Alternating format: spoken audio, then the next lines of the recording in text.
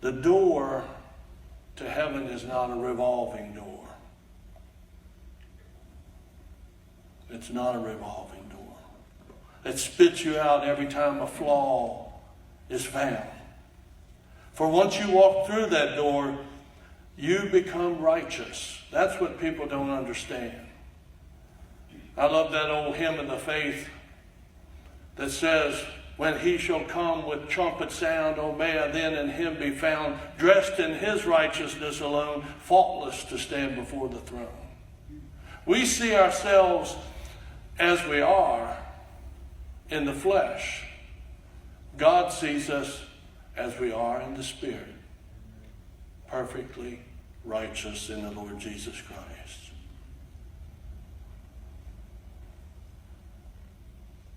In your own eyes, and even in the eyes of those around you,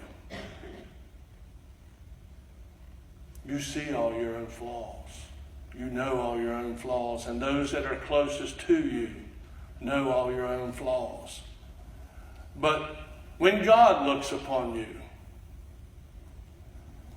he sees his Son, perfect in righteousness. Romans 3:21 says he is the righteousness of God. That's what he sees. If you go to Hebrews, you'll read about the veil of his flesh that covers us, and his blood that cleanses us from all unrighteousness. And then you have the back door. People have been trying to get into heaven through the back door from the very beginning. And this chapter starts here and says, Verily, verily, I say unto you, he that entereth not by the door into the sheepfold, but climbeth up some other way, the same is a thief and a robber. When we deny the grace of God, we become the thief. We become the robber. Because what we're saying is, it wasn't good enough, Jesus. What you did wasn't good enough. I've got to help you. Or I'll just do it on my own. Every time we do that. In Hebrews chapter 10, it says that when you do that, that you wipe your feet on the blood of the sacrifice that God has provided for your redemption. I said here last week, I believe it was, some have blood on their feet and some have blood on their hands.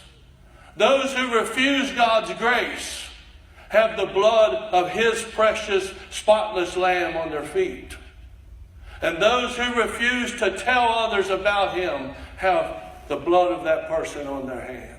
I told the people last night about an old gentleman up in Reynolds Store, Virginia. I was a young associate pastor in a little country church. And I was asked to go visit this man and tell him about Jesus. And I refused to. I made excuses, but in essence I was refusing because I'd heard all the stories. How he'd cuss you. How he'd get angry at you and run you off his place, and he was hard to deal with. 2 weeks later, a gentleman passed away. And God gave me that sermon out of Ezekiel that talks about bloody hands. And you may be sitting here this morning and say, oh, you let people find their own way. That's not what God says. That's not what your conscience says. Man down through the ages has always tried to get God to conform to his way of thinking. I was witnessing to a young man in a lumber yard this week. His name's Trey. And he, just like so many young people today, want God to conform to their way of thinking.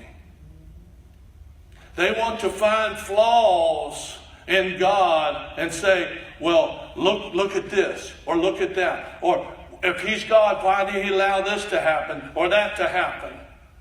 And I told him this. I said, it really doesn't matter what we think. Amen. It really doesn't matter whether you think it's right or wrong. He's God. Get used to it. Amen. And at the end of our conversation, Trey made this statement. He said, well, I guess I don't want God to conform to me. I need to conform to God. Amen. I thought, what a statement. I said, well, you've learned your first lesson right there. No one can come to God on their own terms. They must come to him on his terms. And his terms are, I am the door. I am the door. You must come through him.